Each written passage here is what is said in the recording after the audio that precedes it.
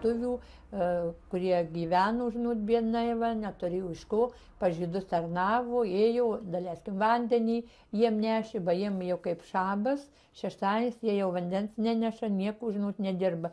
Nu, tai lietuviai dirbdavo, žmonės eidavo, žinot, moterys, ir vyrai kepyklose dirbdavo pas žydus, žinot. Nu, žydai buvo galestingi žmonės. A jums yra tekę pas žydus dirbti? Aš biskį buvau tarnauti, buvau pas mažą vaiką įėjus, bet paskiau man pasakė, aš buvau, žinot, jaunai, labai buvau raudonų veidų ir labai stambuka tokia, žinot, viską, sako, žydai pjauna vienu žodžiu, kraują ima ir į sklepą te uždaro į bačką su vinim kokiam badu, tai aš paskiau mečiau, pabijau, kad mane nesubadytų. Tai patikėjot jūs to? Nu, kaip, žinot, jauna buvau, tai patikėjau, ar žinau, kad, sako, žydai be krikščionių kraujų negyvena, nu.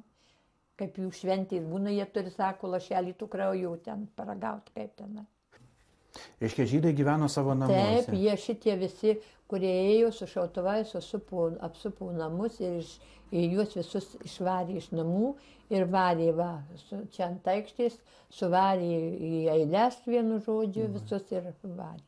Tai po tų žudynių čia atsirado turbūt labai daug žydiškų daiktų, ar ne? Atvežė čia daug ką. Oi, čia buvo ir varžytinės, ir pirkų, ir draskiai vežės. Jūs varžytinės matėte?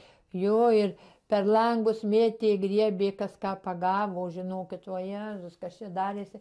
To Lipkės restoranas, tai buvo pilnas, prikrautas tų iš visų surinkta drabužiai, žinot, suvežė jau tenai arkliais, tai va Jėzus, kas darėsi, žinokit, baisu. Tai tos varžytinės buvo prie Lipkės restorano? Jo, taip. O kitur tai per langus, patalinės paduškas, mėtė kaldras, patalų, žinokit, tai per langus, mėtė į gatvę, žmonės griebė. Iš kaimų suvažiavę buvo. Nu tai šitie visi, kurie dalyvavo šaudyme, šitie visi ir mėtė. Visi. Kur geresnius kabaldus, te viską pasiliko, žinot, kur suėjo ant to turtų gyventi. Jūs kai užeidavot, jūs matydavot, kad žydų baldai stovi? Nu, aš atėjau, tik žinau, kad jie nieko neturėjo, bagai buvo, klausykit, nieko, o krakolinį paltą, tai kur reikėjo, kiek kainavo krakolinis paltas, šitą žmona to Kozlovo apsivilkos, tai kur jūs girdėjot?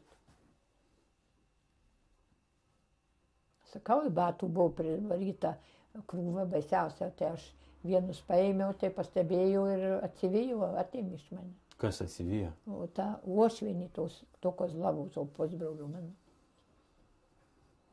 O tai krūva buvo kur suversta batų? Suversta kalidoriui. Kalidoriui, netoks kalidorius didelis buvo, taip kaip pusė šitų kambarių, žinokit. Ir aš įėjau pas juos, o paskiau išeidama pasimiau tokius burdavus zomčinius batukus. Na jau, tai pasižiūrėjau, kad jau nėra, kaip aš išėjau, tai atbėgo ir atėmė iš manęs. Ką jinai sakė, kai atiminė? Sakė, atiduok, paėmė mus. Sakau, čia ne tavo, bet žydų. A jinai kas sakė? Atidavė, nieko.